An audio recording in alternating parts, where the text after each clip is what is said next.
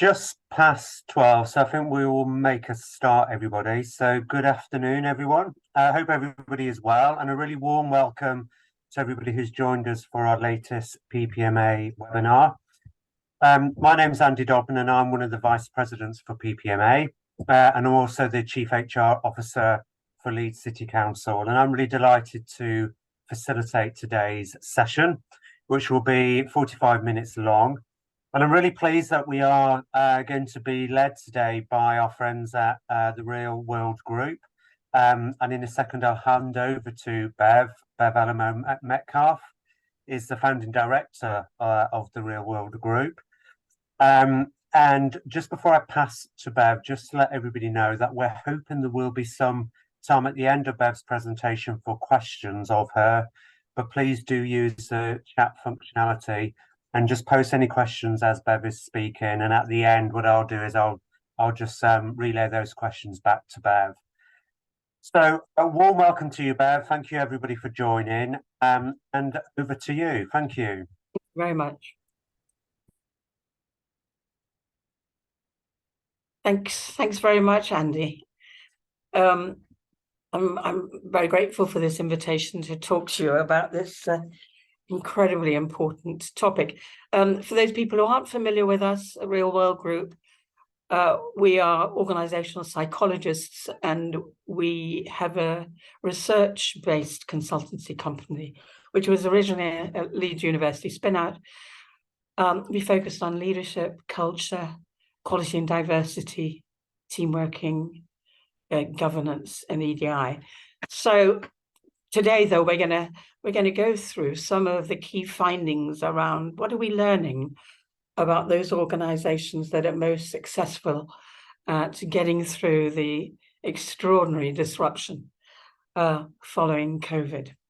So there isn't a lot of time. This is a new presentation for me, so I will try to stop with some time at the end.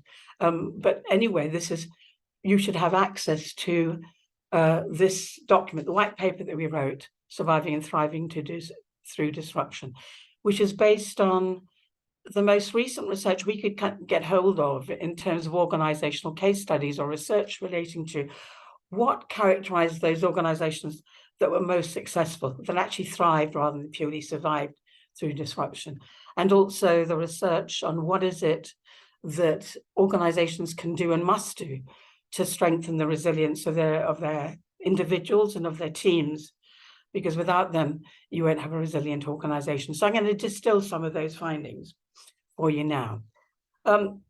Just to put it in context, I guess we realize that most of the organizations that are around at the moment were actually designed and managed for an industrial era, where the emphasis was on preserving stability and predictability, and paid little attention to what's the impact of their actions on society or the communities, but not anymore. This is no longer suited for today's complex challenges. So we need to seriously reconsider leadership and how we manage people in our organizations today. So these are the 4 topics I want to address. First of all, what can we learn, excuse me, from recent research studies? A couple of case studies I want to share with you on what characterize those organizations that thrive through disruption. What did they do differently? And that provides us with some invaluable clues and they are private sector large corporations, but inevitably they throw out some very interesting ideas, which I suppose challenge the way we do things too in the public sector. How can we strengthen individual and organizational resilience? We all have major concerns for the extraordinarily high levels of stress and burnout that was around in the public sector prior to COVID, but now it's in some organizations, it's scarily high. So how are we going to protect our colleagues? Because certainly the organization won't be resilient unless it has resilient employees, but also morally, how can we protect them? Because we've got to deliver high quality services, but in an era, as was said a couple of years ago, of perma austerity. How can we enable people to be able to cope with the setbacks, with an increased rate of change, and maintain their engagement as well as their well-being? what are the implications for leadership over the above? The old hierarchical models of leadership are being seriously challenged. They're seen as an obstruction or obstacle to meeting the complex demands that we now face. And then to finish off with some practical recommendations. So I'm going to start with the first case study, and this is being published by McKinsey organization, one of the largest, if not the largest, consultancy company in the world. What they wanted to find out was, what was it that differentiated the way organizations were led, that those that thrived and had outstanding financial performance from those that didn't. And so they distributed their survey instrument, the Organizational Health Index, which enables employees in a whole variety of large corporations to anonymously rate the culture of the organization, the quality of leadership, clarity of direction, the kind of work environment, around 100 different areas of organizational structure and leadership. And they wanted to relate those findings, those responses, to the financial performance of those organizations. So they collected 250,000 responses. And I'm going to start with their conclusion. What they concluded in terms of those organizations that thrived was that when challenges emerge, those leaders and teams in resilient organizations quickly assessed the situation, reorientated themselves, doubled down on what's working, and walked away from what isn't. And that's an interesting phrase to share and just debate in our organizations in the public sector. But that's what they did. And the businesses that were healthy and resilient, they had behaviors such as high levels of knowledge sharing, good quality performance reviews, and bottom-up innovation. They were significantly less likely than the unhealthy organizations to go bankrupt over the following years. In terms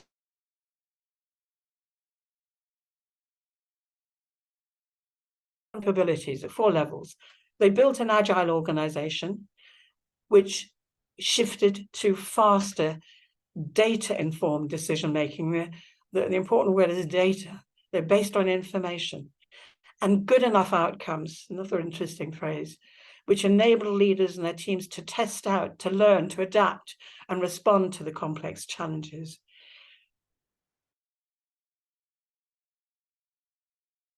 That were given ownership of and were empowered to take responsibility for, but it used their discretion in how they achieved strategic plans.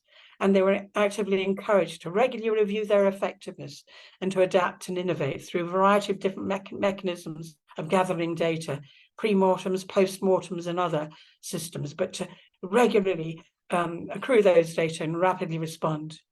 They searched for leaders, and they recruited and promoted those who are proactive, who are adaptable, who are open to seeking feedback on how effective they could be. But also there weren't those ones who disappeared into the ether when there was a challenge, but they made themselves available and accessible to their colleagues, and they actively coached their team members through the changes, and thus enabling them to learn new behaviors and develop. And finally, they invested in developing talent. They weren't focused purely on the present challenges, but they're always thinking towards the future. How can we build even more resilient operations? How can we create a culture that's supportive, that's dynamic, responsive, and flexible, that is not afraid to challenge traditions and take some risks and trying new ways of doing things?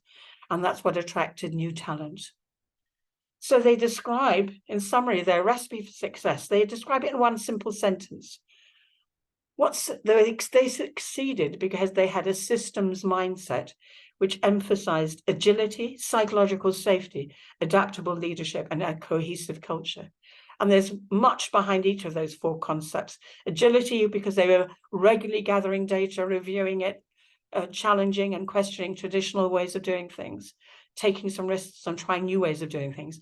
Developed of this very, very critical component of psychological safety in the culture of the organization and teams, where people have such a strong and high level of trust and respect that they could take personal risks by probing, by challenging, by seeking help, by admitting mistakes, so that it was a culture of learning and supporting people's sense of self-confidence and optimism, adaptable, flexible leadership, and a culture which ensured the systems and processes supported individual human effort.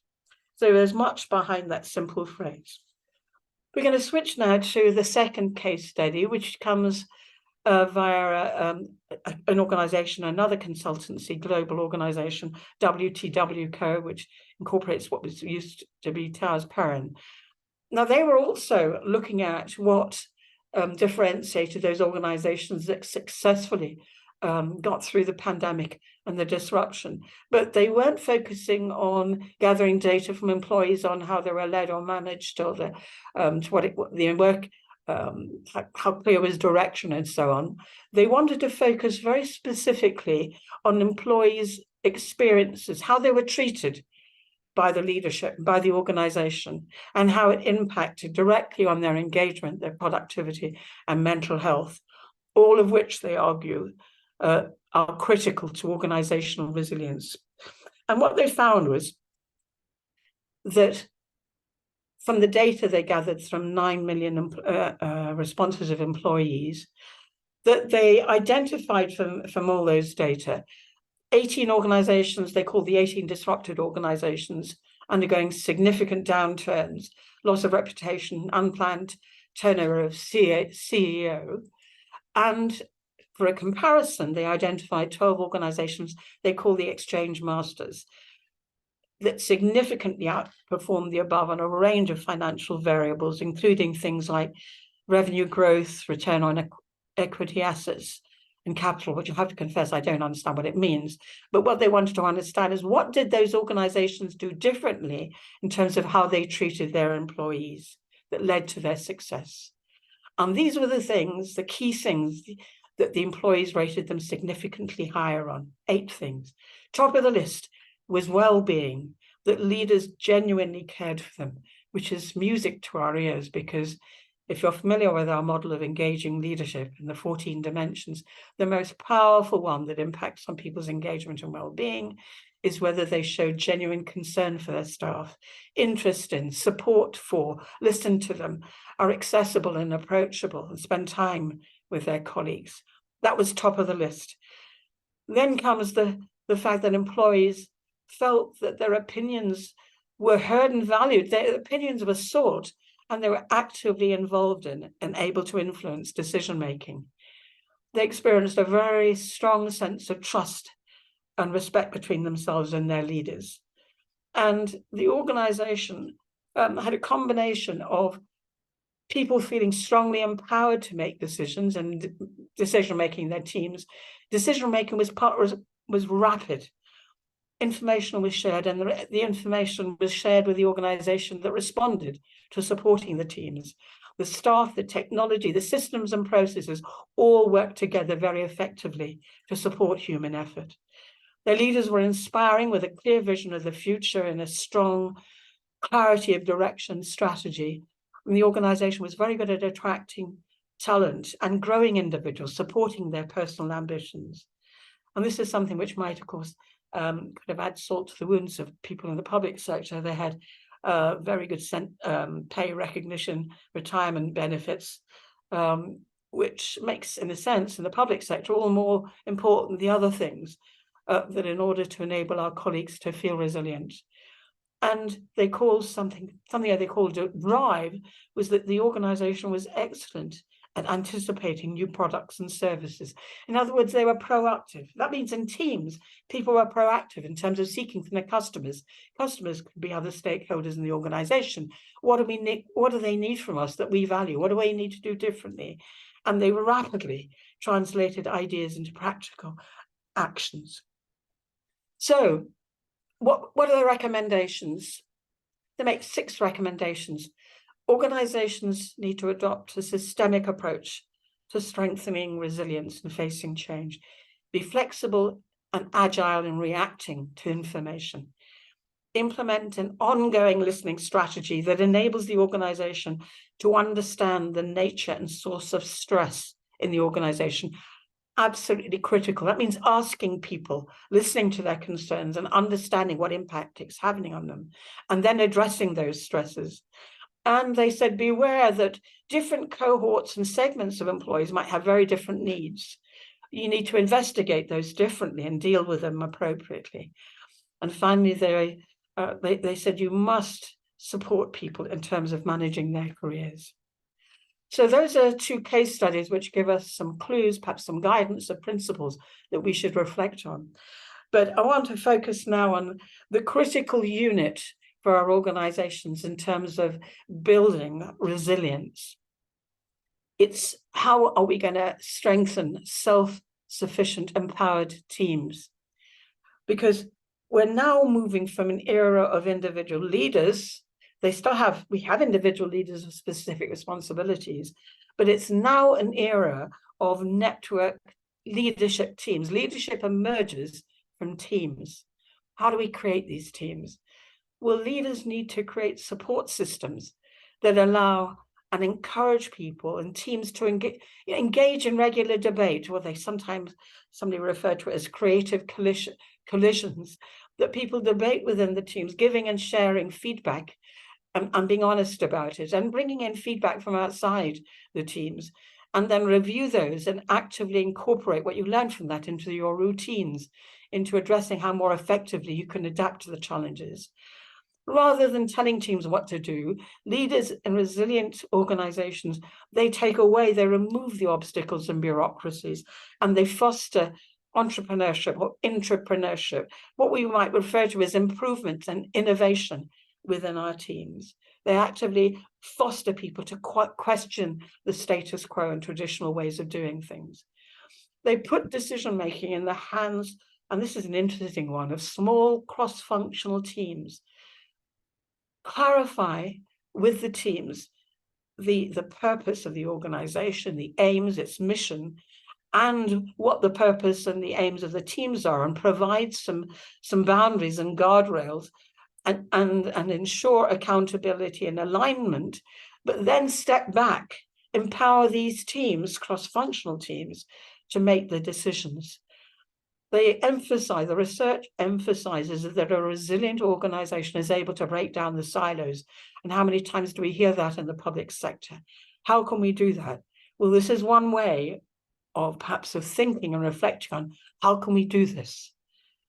Some organizations you may be familiar with these tiger teams, that they come in an emergency to deal with particular challenges, where you get a group of experts from various parts of the organization, and perhaps from other agencies or partners, who come together temporarily to focus on a specific issue.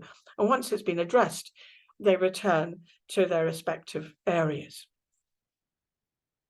So there are some principles about the future is about leadership being undertaken by self-sufficient teams and enabling leadership to emerge in those teams.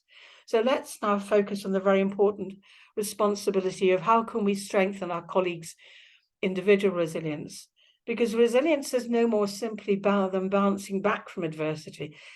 It's about bouncing forward. It's about learning from the pains and the challenges and the lessons, an ability that we become more confident and we're able to thrive and deal with high stress environments.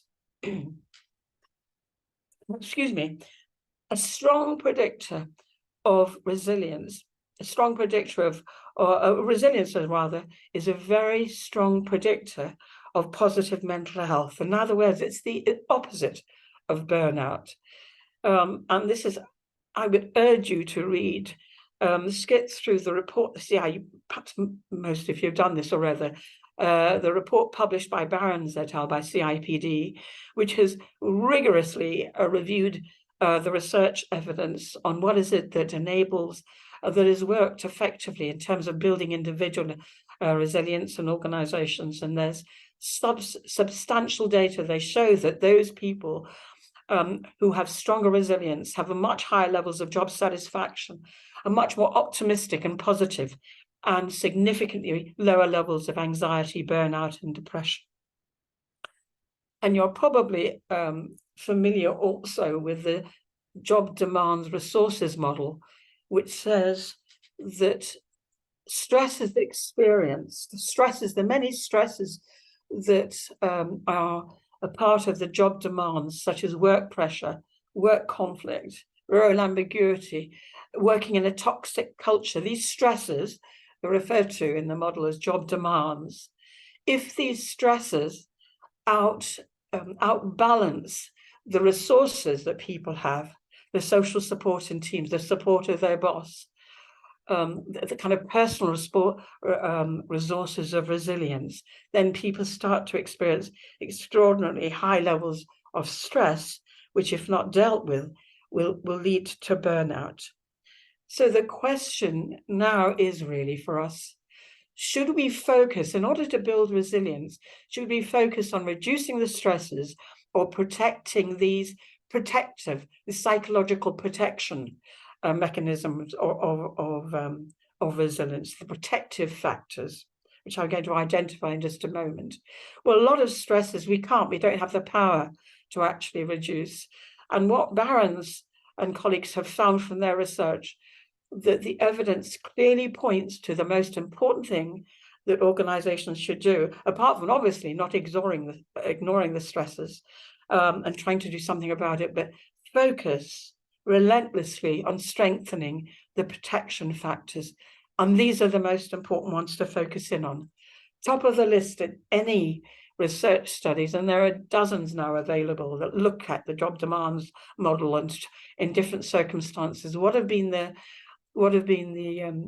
characteristics of organizations or teams and organizations where they have been extraordinarily strong in engagement and well-being despite the enormous demands on them. Top of the list is that the employees have a very strong sense of self-efficacy. That's a confidence in myself that I have the capability to deal with what is going to hit me, the challenges that I face. I might not have them at the moment, but I definitely have the potential.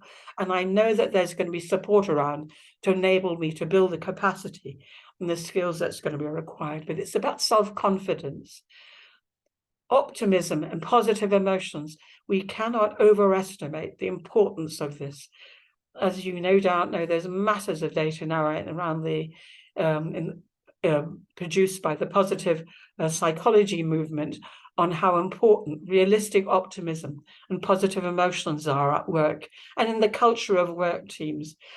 It plays an absolutely key role in enabling people to protect themselves from the negative effects of adverse events. I'm going to say a little bit more about that in a moment. We must strengthen optimism and reduce cynicism in teams. A sense of coherence. People need to believe that what they're doing absolutely makes sense. And that raises questions about, are we actually explaining to people why we need to change or why they need to modify their job? Do people understand why? And is their job still meaningful? Do they understand the intrinsic value and meaningfulness of what they're doing? And is it manageable? So it's conversations about, what are you finding frustrating? What are you finding anxious? What doesn't make sense to you? So that we enable people to have a confidence in what they're doing. Absolutely makes sense. Social support, extraordinarily important. We must create a culture within our organization and within teams of psychological safety, but where people have opportunities to get advice and support from their manager, but other members and peers. And critical, of course, we know from research on engagement that the most powerful predictor is the day-to-day behavior of one's boss. Absolutely crucial. And it plays a major role in terms of stress too, that the way that a boss behaves towards their team or to individuals can have a mega impact on their well-being and stress. So as Barron's and others say, this is even more important during adverse situations when subordinates look towards their supervisors for reassurance, directions, and support. And I'd like to plug our model around engaging leadership. We've got several articles around how do you build psychological safety, social support, and around practical ways of strengthening engaging leadership. So just to look a bit more closely at the optimism and positive emotions bit, I want to say why it's so important that we focus on these. People say, well, the soft stuff isn't important. It's actually the soft stuff is the hard stuff. But if we're going through constant challenges and pressure on people to deliver, despite incredibly tight resources, we must pay attention to how can we build optimism, and celebrate successes, the positive things that are happening, or not always focus on the challenges and the problems. Barbara Fredrickson and Marshall Lasada have done a lot of rigorous research on finding that by increasing positivity within teams actually has an impact on people's intellect, on their attention span. When we're under stress and pressure, we cut ourselves off. We narrowly focus on an issue, on protecting ourselves. Whereas if we create a culture of openness, of optimism, of support, of safety, to talk about the challenges or the concerns or the anxieties, and build this sense of we can cope with this, we will build this together, it widens people's scope of attention. It moves from 20% focus to 180% focus of what are the various possibilities around us and resources in our environment or ideas that we have. It broadens people's ranges of responses in terms of probing, thinking laterally, thinking divergently, dealing with greater. It loosens up one's intellectual ability. It increases creativity, well-being, and self-efficacy. And in the longer term, it increases people's active interest in being proactive, so that people are starting to think, one thing I can do differently tomorrow is when people start to introduce in teams, what one thing can each of us do differently, or one thing we can do as a team that we can do differently, that we've learned from the discussions that we've had. It encourages people to constantly think of one thing we can do differently, or think of new ideas, or look at the frustrations and the challenges, share them, and come up with some ideas, some strategy for being more proactive. And it leads to people identifying a much wider range of coping strategies. And it increases notions of higher readiness for change, this openness to change. So couple of final points around practical things. What can organizations and leaders do to reduce stress and burnout and increase resilience? And we're combining our ideas with some of the ideas that Barron's and colleagues came up with. We have to convince leaders that it is absolutely critical to create this space and opportunity and time to listen to our colleagues' concerns, and to make everybody's opinion count, not to have domination by certain people in teams, but at team meetings, make sure everybody has contributed. Go around and say, is there any one thing anybody here is concerned about? Make sure that the quieter members are brought in. Give people opportunities to talk, perhaps in small groups with each other for a moment, about what they think is something that we as a team can do more effectively, to make this a better place in which to work, or a more psychologically safe place to work, or work more effectively. Gather opportunities for people to generate and talk about their concerns and anxieties. Create psychological safety, openness. It's okay to challenge. It's okay to seek help. It's okay to admit mistakes. The great guru in the field of psychological safety, as you probably know, is the Harvard professor Amy Edmondson. I recommend you listen to all her podcasts. She's brilliant in the way she talks along about psychological safety. She said that what amazed her in her PhD research when she was observing a whole range of different medical teams that were seeing which were the ones that most quickly and effectively learned some new microsurgical techniques, which were crucial for patient safety and comfort. And she said the most successful ones were the ones that actually said they made most mistakes. And she couldn't understand this. When she probed deeper, she found that it wasn't that they necessarily made more mistakes than those that didn't learn so quickly and effectively. It's just they had a culture where it was okay for people to share and admit mistakes. We have to do that, because otherwise we won't use people's intellectual capacity to innovate and think divergently unless we test things up, take some risks and learn from our mistakes, make work purposeful, ensure people understand how important their work is in achieving success, and focus on acknowledging and recognizing people's strengths, reinforcing the strengths of the team, Make time at the end of a team meeting for everybody to say one thing of which they're proud of, one thing of which they get so much support for because of the nature of the way they work together as a team, and enable the team to celebrate its successes as well.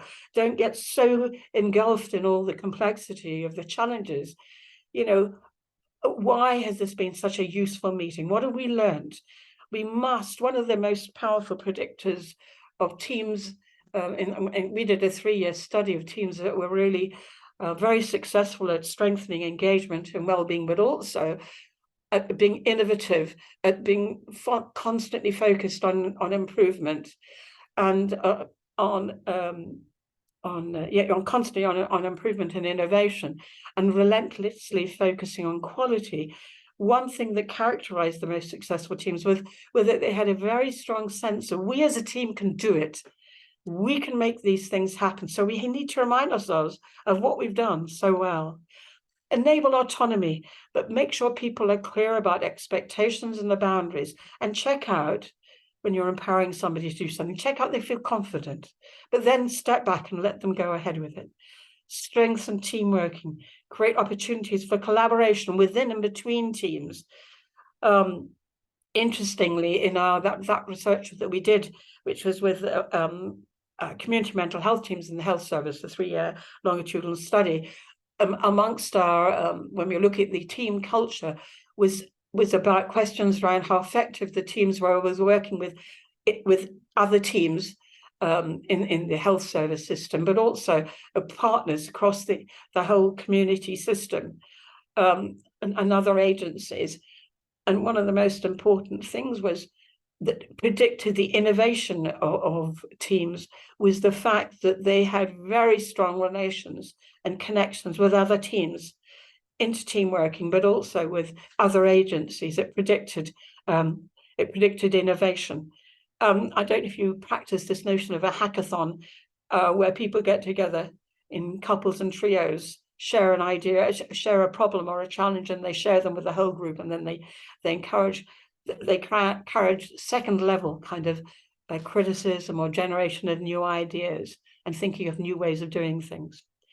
Develop a holistic strategy for combating burnout. Make well-being part of the culture. And most importantly, it won't happen unless you equip managers to prevent burnout. The effective intervention programs, this is the finding from Barron. The effective intervention programs tends to decrease over time. Interventions that had more and longer sessions were more likely to have a sustained effect. So very rapidly, the last page of points, what role can HR play? These are some ideas from Barron's. You play a vital role, planning resilience interventions, supporting line managers and boosting their resilience, coaching those managers, because a lot of them, coaching will become not necessarily a skill that they have, but it's critical in becoming resilient, providing training to supporting individual resilience. And as CIPD says on the website, support managers to explore the aspects of their management style and behavior, I'd call this leadership, that will influence resilience in their team. Evidence shows that manager behavior will influence the resilience of their team members individually and as a team in 2 ways. Top priority is to develop high quality relations with team members in everything you do. Secondly, support colleagues with factors that are linked to resilience, including employees' confidence, optimism, sense of coherence, and level of social support. And I would urge you to look at your processes, your criteria for selection, for recruitment, and how you train assessors, what you're looking for, because the new challenges require new kinds of approaches and leadership behaviors. Look at the content of your leadership development. What are you focusing in on your appraisal? And remember the impact of stress on managers. If managers are stressed, it is highly contagious. So we need to support managers' well-being so they can be resilient, so they can provide that for their team. So I'm going to stop now, and I hope that some of that has been useful. I'm trying to remember, am I meant to stop screen sharing? Or stop sharing, right? Thank you Uh, so much, Bev. right. Do I stop sharing or stop screen sharing? Oh, Yeah, you done it. Yeah, that's perfect. Thank you, Bev. Hey, thanks so much. I mean, I have to say that's really rich content and an awful lot there to digest on. We do have some time, about 5, 6 minutes for questions. We have no questions on the chat yet, Bev, but does anybody wish to just shout up any observations or questions either on the chat or just verbally? Maybe when people reflect, can I just, a few things came to my mind, Bev, so I'm happy to start whilst people reflect on what you've shared. I guess sort of the thing in my mind, and I think you touched on it on your last slide, is this idea really of positive emotions and the resilience piece for mm, leaders. mm, And we often get kicked back that there's a perception that they are innate skills, innate capabilities of managers to be resilient, to be positive, and therefore not necessarily something that you can teach and learn and develop. yeah. But I think you were talking very much that it is, that you can coach and support people. So I just wonder if you could say more about, is it definitely something that is something that can be taught, rather than just recruiting people in with these particular set of skills who are resilient or have these positive emotions. Right. Well, first of all, I'd urge you to look at the white paper supporting, and the document that I've been referring to, because it's got extracts from Seligman's work. The short answer is yes, you can. Yeah, It's that people are open to learning.